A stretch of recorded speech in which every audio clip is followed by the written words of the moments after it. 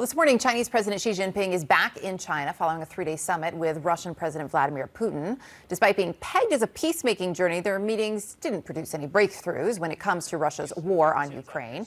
Joining us now, Max Boot, a senior fellow at the Council on Foreign Relations, columnist for the Washington Post. Max, good to see you this morning. Certainly did produce plenty of photo ops, which was good, I think, for both sides in terms of what they wanted out of it. When we look at, though, where this puts the world, John Kirby saying we can't reasonably look at China as impartial in any way earlier this week. This relationship, he was noting, is more about pushing back against the West, particularly pushing back against the U.S. What's your level of concern about this deepening relationship between China and Russia?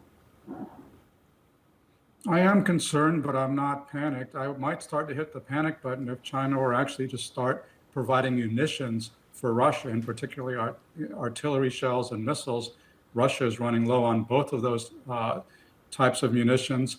They desperately need them from somewhere. If China were to provide them, that could really tilt the balance of power in the war in Ukraine. That is not happening so far. China is providing economic support to Russia in the form of microchips and cell phones and other things that are now embargoed by the West. And of course, China is benefiting from oil that Russia sells to China.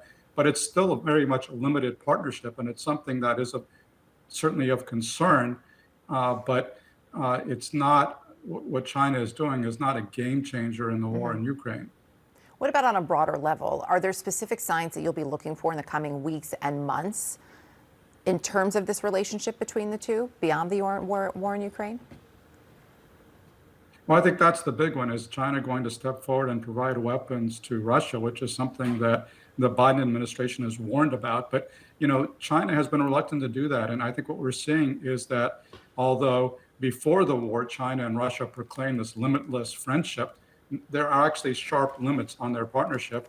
And you didn't see them talking about limitless partnership during Xi's visit to Moscow. In fact, it's a very limited partnership where they both want to triangulate against the United States. They see the U.S. as their common enemy, but they also have a lot of divisions. And one of the big ones is that China is economically dependent on trade. It's the largest trading nation in the world, and it needs to trade with the United States. It needs to trade with Europe. It does not want to become as isolated and as sanctioned as Russia is. And so there are sharp limits so far on how far Xi is willing to go to buddy up to this indicted war criminal in the Kremlin.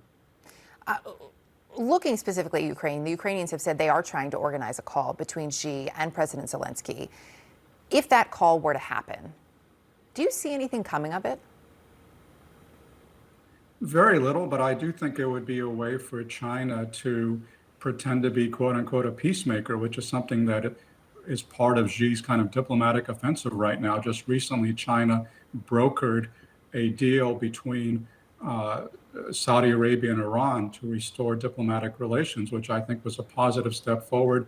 And that's been sort of the cover for Xi in his visit to Russia, is that he is advancing this Chinese peace plan. I don't see there's no real evidence that the Chinese peace plan is going to produce peace, but obviously it will be a PR win for Xi, and it will at least create some fodder for propaganda so that he can claim he's not just sticking with Russia, he's actually trying to act as a peacemaker. And so I hope he does talk to President Zelensky. I think that would restore a tiny bit of balance in that relationship. It would be interesting to have that readout, too, in terms of what is actually discussed, because obviously the peace plan that we've heard about in terms of Xi's peace plan, there are some very clear deal breakers there for Ukraine.